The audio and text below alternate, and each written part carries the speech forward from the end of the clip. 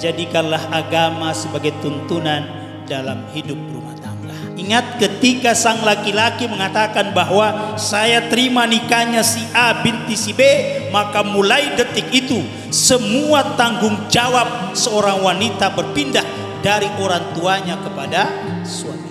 Ya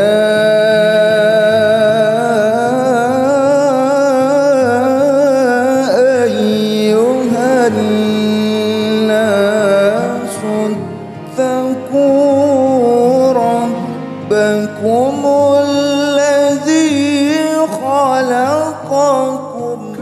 Dan salah satu hal yang kita contoh pada diri Nabi adalah bagaimana membangun rumah tangga.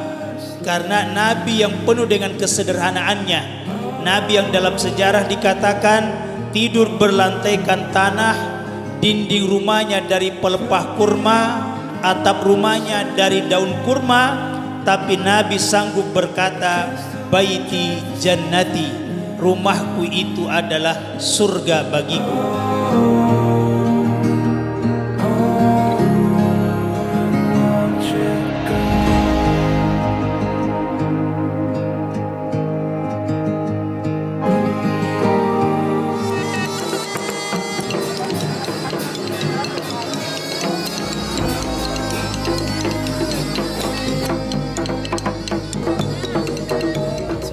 Saudara Haryansyah, saya nikahkan dan mengkawinkan saudara seorang perempuan yang diwakilkan walinya kepada saya bernama Fitra Amalia binti Mamun dengan mahar 80 real dibayar dengan tunai karena Allah terima. Saya terima nikahnya Fitra Amalia binti Mamun dengan mahar uang 80 real dibayar tunai karena Allah Ta'ala.